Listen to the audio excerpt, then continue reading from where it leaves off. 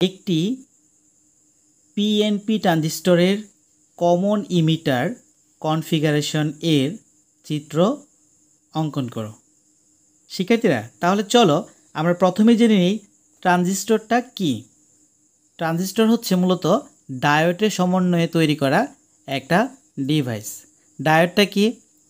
আমরা জানি যে সেমিকন্ডাক্টর পদার্থ দুই ধরনের, একটা হচ্ছে পি টাইপ, অন্যটা হচ্ছে এন টাইপ। তাহলে একটা পি টাইপ সেমিকন্ডাক্টর পদার্থ, একটা এন টাইপ সেমিকন্ডাক্টর পদার্থ পরস্পরের সাথে যুক্ত হয়ে যে পিএন একটা জাংশন গঠন করে, এইটাই মূলত হচ্ছে একটা ডায়োড। অর্থাৎ পি থেকে একটা প্রান্ত বের হবে, এন তে আরেকটা প্রান্ত বের হবে। ওকে, এখন দেখো এই যে পি এবং এন একটা জাংশন তৈরি করলো, পিএন জাংশন, এটা কিন্তু একটা পিএন জাংশন ডায়োড। তা ডায়োডটা দেখতে কেমন থাকে দেখো, ডায়োডটা দেখতে কিন্তু এইরকম থাকে। এটা একটা ডায়োডের সিম্বল। তাহলে এখন তোমার মনে প্রশ্ন আসছে, ট্রানজিস্টর কী জিনিস? ট্রানজিস্টরও মূলত এই পিএন জাংশন দ্বারা তৈরি করা একটা ডিভাইস। অর্থাৎ এইখানে দেখো একটা পিএন জাংশন লেগেছে এই ডায়োডটা তৈরি হইতে, আর এইখানে মূলত দুইটা পিএন জাংশন লাগে একটা ট্রানজিস্টর তৈরি হতে। যেমন আমি একটা বলি, একটা পিএন জাংশন, আরও একটা পিএন জাংশন, দুইটা পিএন জাংশন, এই একটা পিএন জাংশন, এই একটা পিএন জাংশন। তাহলে এখানে কি হবে? দুইটা ডায়োড হবে, তাই না? কেমন ডায়োড হবে? এই একটা ডায়োড, এই একটা ডায়োড। এখানেও সেম কি আছে, এখানে একটা ডায়োড তৈরি হবে, কারণ পিএন জাংশন মানে একটা কি, এখানে ডায়োড তৈরি হওয়া। তাহলে দেখো দুইটা পিএন জাংশন আছে এখানে। তো দুইটা পিএন জাংশনকে আমরা কীভাবে যুক্ত করব? দুইটা পিএন জাংশনকে আমরা দেখো একটা এনের সাথে একটা পি যুক্ত করতে পারি না। অর্থাৎ আমরা যদি এই এনের সাথে এই এনকে যুক্ত করে দিই, অথবা এই পি এর সাথে এই পিকে যুক্ত করে দিই, তাহলে কেমন দেখায় একটু লক্ষ্য করো। এখানে দেখো একটা পিএন জাংশন, এখানে একটা পিএন জাংশন, জাস্ট এটাকেই আমি একটু অন্যভাবে আঁকবো। একটা হচ্ছে পি এন জাংশন, আর এটাকে যদি ঘুরিয়ে লিখি তাহলে কেমন দেখাবে? N P junction. তাহলে এই জাংশনটা আমি এখানে ক্লিয়ার করি, এটা কি পিএন জাংশন, আর এইখানে যেটা আছে সেটা কি এনপি জাংশন। আচ্ছা, মূলত জাস্ট এনপি জাংশন এরকম কোনো শব্দ না, আমরা জাস্ট এটাকে ঘুরিয়ে এখানে লিখলাম আর কি। এখন দেখো এই যে দুইটা এন, এই দুইটা এন একসাথে যুক্ত হয়ে পড়বে। ওকে, আচ্ছা, আর এইখানে পি, এখান থেকে একটা প্রান্ত তৈরি হবে, এখানে পি, এখান থেকে একটা প্রান্ত তৈরি হবে, আর এই যে দুইটা একসাথে যুক্ত হলো, এই এনটা তৈরি হবে নিচের দিকে। তাহলে দেখো টার্মিনাল কয়টা? এ একটা টার্মিনাল, এ একটা টার্মিনাল, এ একটা টার্মিনাল। তাহলে আমরা কি দেখলাম যে একটা পিএন জাংশন মানে একটা ডায়োড। তাহলে এই পিএন জাংশন মানে এ একটা ডায়োড, এই পিএন জাংশন মানে এ একটা ডায়োড। তাহলে এইখানে কি ঘটনাটা ঘটলো? এইখানে মূলত যেটা ঘটলো, এইখানে ডায়োডটা কীভাবে দেখো, আমি ডায়োড দিয়ে বোঝানোর চেষ্টা করছি। তাহলে এইখানে যে ডায়োডটা তৈরি হলো পিএন জাংশনের জন্য, তাহলে ডায়োডটা হচ্ছে এইভাবে এইদিকে তাকিয়ে আছে, আর এইখানে দেখো পিটা কিন্তু উল্টা দিকে, এনটা এই পাশে। তাহলে এখানে একটা ডায়োড তৈরি হবে, এখানে একটা ডায়োড তৈরি হবে, কিন্তু এই ডায়োডটা থাকবে এইরকম। তাহলে দেখো এইখানে কি ছিল, পিএন জাংশন তো জাস্ট এরকম, তাই না? এরকম একটা ডায়োড তৈরি হয়, তাহলে এর জন্য এরকম একটা ডায়োড হলো। কিন্তু এখানে যে এনপি এর জন্য কী হবে? এনটা আগে, তার মানে উল্টে গেছে। তাহলে এই ডায়োডটা জাস্ট কি উল্টে আঁকবো। তাহলে এখন দেখো এইটা যে দুইটা প্রান্ত, হ্যাঁ, এটা হচ্ছে মূলত অ্যানোড প্রান্ত, এটা ছিল ক্যাথোড প্রান্ত। তাহলে এই ডায়োডের ক্যাথোড দুটো একসাথে যুক্ত হয়ে পড়লো। ওকে, এখানে। আর এই যে এখানে অ্যানোড ছিল, এই অ্যানোড, এখান থেকে একটা টার্মিনাল বের হবে, এই যে একটা অ্যানোড আছে এই পাশে, এটা একটা টার্মিনাল বের হবে। অ্যানোডকে এ দ্বারা প্রকাশ করে। তাহলে দেখো এই অ্যানোড থেকে একটা টার্মিনাল, এই অ্যানোড থেকে একটা টার্মিনাল, আর এই যে দুইটা ক্যাথোড মিলিত হলো, সেখান থেকে আরেকটা টার্মিনাল তৈরি হলো। তাহলে দেখো তো এখানে কী ঘটনাটা ঘটলো। এটা মূলত একটা পিএন জাংশন, এটা একটা এনপি জাংশন বা পিএন জাংশন বলা যেতে পারে, উল্টিয়ে আমরা লিখলাম। তাহলে এখান থেকে মূলত তিনটা প্রান্ত, একটা প্রান্ত বেরোলো, তাই না? আচ্ছা, তাহলে এখন দেখো এইটা পি থেকে বের হয়েছে, আর এই দুইটা মিলে এন থেকে বের হয়েছে, আমরা বলবো এন থেকে বের হওয়া, আর এই টার্মিনালটা হচ্ছে পি থেকে বের হওয়া। এই যে সংযোগের ফলে একটা ডিভাইস তৈরি হলো, এইটাই মূলত হচ্ছে একটা ট্রানজিস্টর। তাহলে এই ট্রানজিস্টরটা এইভাবে যুক্ত হয়েছে। ওরা চাইলে কি পি দুইটা একসাথে যুক্ত হতে পারতো না? পারতো। তাহলে দেখো আমি একটু নাম লিখি, এটা কি পি প্রান্ত থেকে একটা বের হয়েছে, দুইটা এন থেকে একটা বের হয়েছে, আর এখানে পি থেকে একটা বের হয়েছে, তাই এটার নাম হচ্ছে পি এন পি ট্রানজিস্টর। তাহলে এই ট্রানজিস্টর নাম কি বলবো, পিএনপি ট্রানজিস্টর। এখন দেখো এই পিএনপি ট্রানজিস্টর মূলত এটা জাস্ট খালি পিএন জাংশন দিয়ে দেখিয়েছি, সেম জিনিসটা শুধুমাত্র এখানে ডায়োড দিয়ে দেখিয়েছি। এখন এইটার সিম্বলটা আসলে কেমন, ডায়োডের সিম্বল এরকম, কিন্তু ট্রানজিস্টরের সিম্বল তো এরকম না, এটা জাস্ট ট্রানজিস্টরের ভেতরের গঠনটা আমি দেখিয়েছি। ট্রানজিস্টরের সিম্বলটা কিন্তু এরকম, দেখো আমি এখানে একটা অঙ্কন করি ট্রানজিস্টরের সিম্বল, এটা হচ্ছে মূলত একটা ট্রানজিস্টরের সিম্বল। তার ট্রানজিস্টরের সিম্বল যদি এরকম থাকে, দেখো ট্রানজিস্টরের তিনটা প্রান্ত ছিল পি এন পি, তার নাম দাও, এটাকে আমি যদি বলি পি, এখানে তিনটা প্রান্ত, এখানে হচ্ছে পি, এটা হচ্ছে কত এন, আর এটা কি পি। এই ট্রানজিস্টরের যেহেতু তিনটা প্রান্ত আছে, প্রথমটা পি, তারপরটা এন, তারপরটা পি, তাই আমি উপরে রাখলাম পি এন পি, তাহলে এই ট্রানজিস্টরের নাম কি, পিএনপি ট্রানজিস্টর। আচ্ছা, এন যেহেতু ভিতরের দিকে, এখানে একটা তীর চিহ্ন দেখাতে হবে, কোন দিকে, সেটা ভিতরের দিকে দেখাতে হবে, তার নাম কি, পিএনপি ট্রানজিস্টর। আর ট্রানজিস্টরের ভিতরে যে এই যে একটা সিম্বল আমি দিলাম, সেটা হচ্ছে ইমিটারের সিম্বল, অর্থাৎ কারেন্ট প্রবাহের দিক এটা দ্বারা বোঝায়। তাহলে এই যে তৈরি হলো ডায়োড ট্রানজিস্টরটা, এটার নাম হচ্ছে কি, পিএনপি ট্রানজিস্টর। এখন দেখো যদি এটাকে আমি জাস্ট উল্টিয়ে আঁকতাম তাহলে কি হতো, দেখো এখানে P N P N, sorry P N N P. এবার আমি জাস্ট একটু উল্টিয়ে আঁকছি, এখানে একটা এনপি জাংশন, আর এখানে হচ্ছে একটা পিএন জাংশন, অথবা আমরা পিএন জাংশন ডায়োড বলতে পারি। ওকে, তা এখন দেখো দুইটা পি কিন্তু পাশাপাশি, তাহলে দুইটা পি আমি যুক্ত করে দিলাম। ওকে, তাহলে এখানে এ এন থেকে, এন জাংশন থেকে একটা বের করব, আর এখান থেকে এন জাংশন থেকে আরেকটা কিন্তু প্রান্ত বের করলাম, আর এই যে মাঝে এখান থেকে দুইটা পি, তার থেকে একটা বের করলাম প্রান্ত। তাহলে এখন দেখো এটাও একটা ট্রানজিস্টর কিন্তু তৈরি হইলো।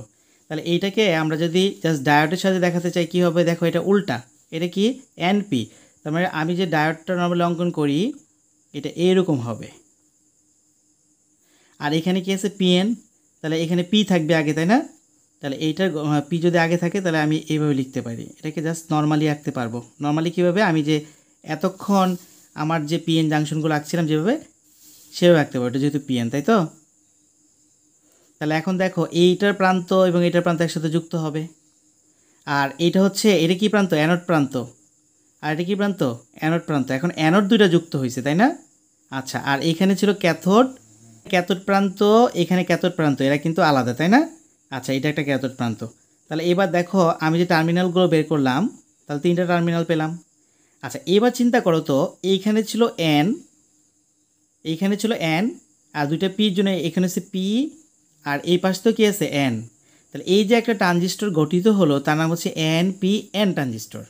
ওকে, সেমভাবে এখান থেকে আমরা একই কথা বলতে পারি, এন পি এন ট্রানজিস্টর। তাহলে এইটার গঠনটা কি হবে, এটার যদি আমি জাস্ট সিম্বল আঁকতে চাই আর কি, হ্যাঁ, কীভাবে প্রকাশ করে ট্রানজিস্টর, তো আসলে আমি যেভাবে অঙ্কন করেছিলাম আগে সেইভাবেই থাকবে, আগে অঙ্কন করেছিলাম এই যেটা, এখনও আমি ওই জিনিসটা অঙ্কন করব, শুধুমাত্র এখানে ইমিটার কারেন্ট প্রবাহের দিকটা একটু ভিন্ন দেখাবে।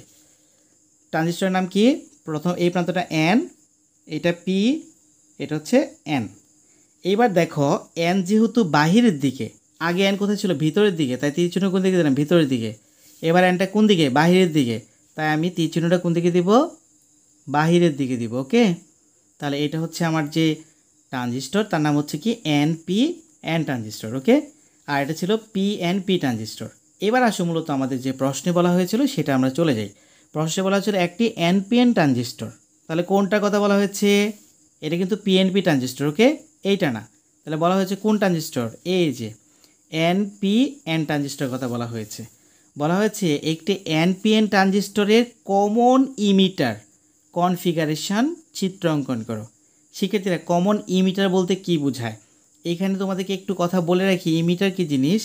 আমরা একটা ট্রানজিস্টরে যে তিনটা প্রান্ত পেয়েছি, এই একটা প্রান্ত, এই একটা প্রান্ত, এই একটা প্রান্ত, তিনটা প্রান্ত পেয়েছি, এই তিনটা প্রান্তের নাম কিন্তু তিন ধরনের।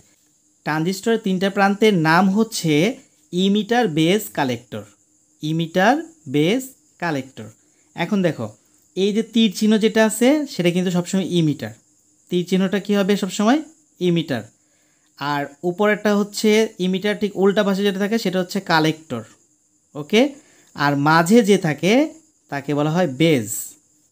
তাহলে দেখো তিনটা প্রান্তের নাম কি কি বললাম, একটা হচ্ছে কালেক্টর, একটা ইমিটার, একটা কি বেজ। এখানে লক্ষ্য করো, এই যে একটা ট্রানজিস্টর ছিল তারও তো তিনটা প্রান্ত ছিল, তারও তো নাম একই রকম থাকবে, ইমিটার, বেজ, কালেক্টর। হ্যাঁ, তাহলে আমরা বলতে পারি এটা হচ্ছে তীর চিহ্ন যেহেতু আছে, এটা হচ্ছে ইমিটার, এটা হচ্ছে বেজ, মাঝের অংশটা, মাঝে থেকে যেটা বের হবে সেটা কি বেজ, আর এই যে এই প্রান্তটাকে বলবো কি কালেক্টর। তাহলে একটা ট্রানজিস্টরের কি তিনটা প্রান্ত, ইমিটার, বেজ, কালেক্টর। এবার চলো আমরা জেনে নিই কমন ইমিটার কনফিগারেশনটা কি। শিক্ষার্থীরা দেখো, আমাদের এই ট্রানজিস্টরকে কার্যোপযোগী করার জন্য মূলত বিভিন্ন রকম কানেকশন করা হয়। কখনো ইমিটারকে কমন রাখা হয়, কখনো বেসকে কমন রাখা হয়, কখনো কালেক্টরকে কমন রাখা হয়। কমন বলতে আমি কি বোঝাচ্ছি একটু দেখো, যে ইমিটার কমন মানে কি, ইনপুট এবং আউটপুট উভয় ক্ষেত্রেই এই ইমিটারটা ব্যবহার করা হবে। অর্থাৎ ইমিটার ইনপুটের সাথেও থাকবে, ইমিটার আউটপুটের সাথেও থাকবে।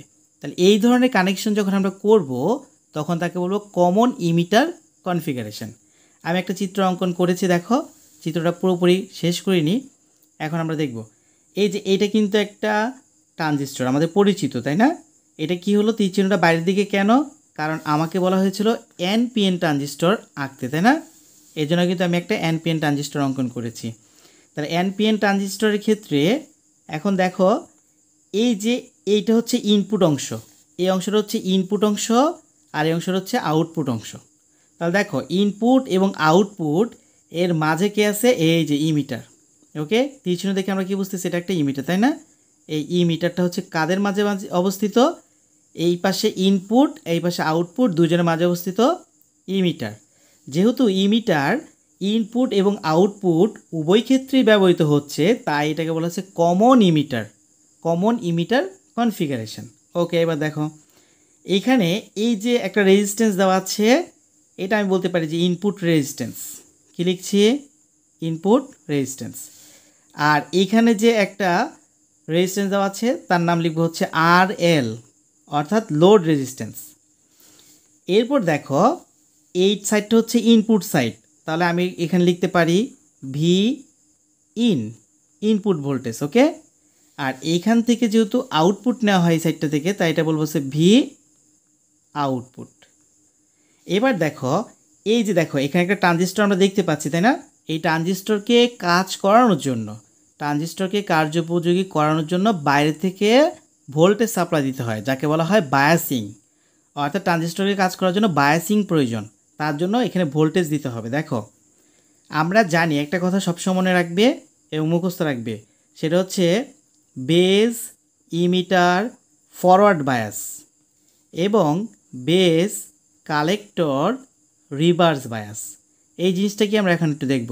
অর্থাৎ বেজ এবং ইমিটারের সাথে যে বায়াসিংটা করবো সেটা ফরওয়ার্ড বায়াসিং হতে হবে, আর বেজ এবং কালেক্টরের সাথে যে বায়াসিংটা করবো সেটা অবশ্যই কী হতে হবে, রিভার্স বায়াসিং হতে হবে।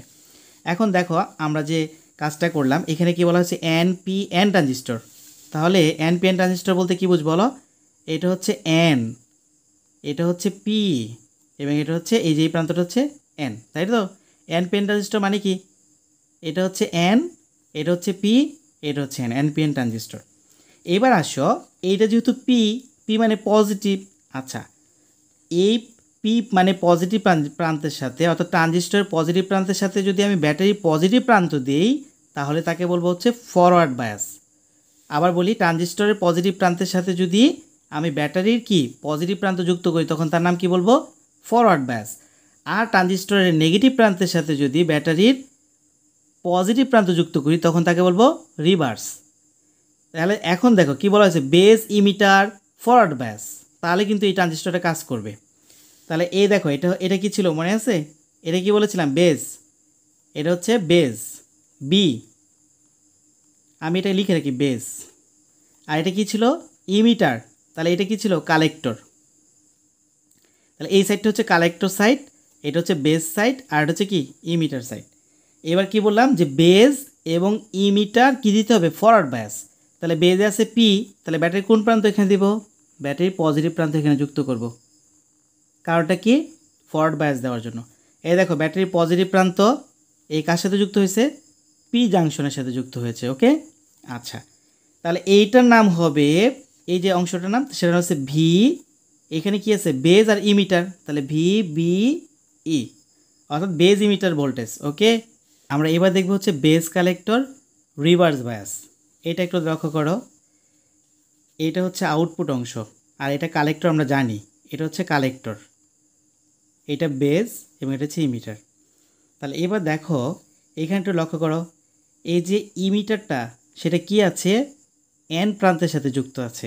এন মানে কি নেগেটিভ, তাহলে আমরা যদি এন টার্মিনাল বলতে পারি অথবা এন জাংশন বলতে পারি, তাহলে এনের সাথে যদি যুক্ত থাকে তাহলে এটা যেহেতু নেগেটিভ আছে, তাহলে এখানে যদি আমি নেগেটিভ দেই তাহলে কিন্তু ফরওয়ার্ড বায়াস পেয়ে যাবে। আবার দেখো এখানে কি আছে একটা এন, এই এনের সাথে যদি আমি এখানে নেগেটিভটা দেই, ব্যাটারির নেগেটিভ প্রান্ত যুক্ত করি, তাহলে এই কিন্তু ফরওয়ার্ড বায়াস পাবে। তাহলে ফরওয়ার্ড বায়াস পেলে কিন্তু এটা কাজ করবে না, কারণ এটা কাজ করার শর্তটা কি হচ্ছে যে বেজ ইমিটার ফরওয়ার্ড এবং বেজ কালেক্টর সবসময় রিভার্স বায়াস হতে হবে।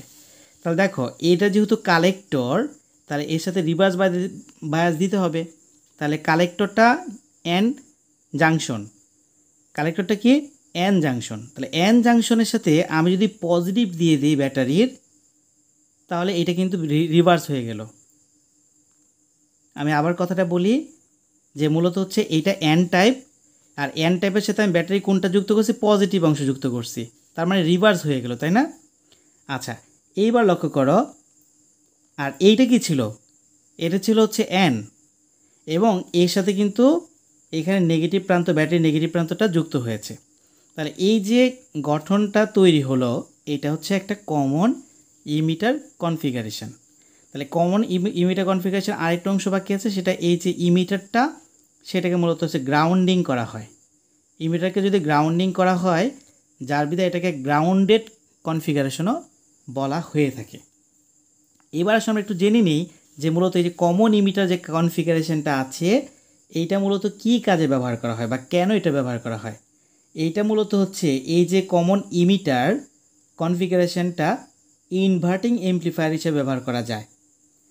মূলত এটা গঠনটা একদম সহজ এবং এটা ফ্রিকোয়েন্সি রেসপন্স অনেক ভালো, যার ভিতরে এটা ব্যবহৃত হয়। এর ইনপুট এবং আউটপুট ইম্পিডেন্স মিডিয়াম মানের থাকে। ইনপুট এবং আউটপুট ইম্পিডেন্স কী থাকবে, মিডিয়াম মানের। আরেকটা বিষয় হচ্ছে যেহেতু ইনপুট এবং আউটপুট ইম্পিডেন্স মিডিয়াম মানের, যার বিধায় এইটা মূলত হচ্ছে কারেন্ট এবং ভোল্টেজ দুইটা গেইনই ভালো পাওয়া যায়। কারেন্ট গেইন এবং ভোল্টেজ গেইন দুইটাই কি পাওয়া যায়, ভালো পাওয়া যায়। সাধারণত কমন বেজ, এটা কিন্তু কমন ইমিটার, হ্যাঁ, কমন বেজ কনফিগারেশনের সময় শুধু ভোল্টেজ গেইন পাওয়া যায়, আর কমন কালেক্টরের সময় শুধু কারেন্ট গেইন পাওয়া যায়। কিন্তু যদি কমন ইমিটার করা হয়, এখান থেকে ভোল্টেজ গেইন এবং কারেন্ট গেইন দুইটাই পাওয়া যায়। তাহলে এই হচ্ছে মূলত আমাদের যে প্রশ্নটা দেওয়া ছিল সেই প্রশ্নটার আলোচনা। পরীক্ষায় কিন্তু তোমাকে আলোচনা করতে বলবে না, জাস্ট তোমাদের বোঝার জন্য আমি বিস্তারিত আলোচনা করেছি। প্রশ্নটা কী ছিল, একটি এনপিএন ট্রানজিস্টরের কমন ইমিটার কনফিগারেশন অঙ্কন করো। তোমাকে জাস্ট এই চিত্রটা যদি তুমি অঙ্কন করতে পারো তাহলেই তোমাকে নম্বর দেওয়া হবে। শিক্ষার্থীরা ধন্যবাদ সবাইকে।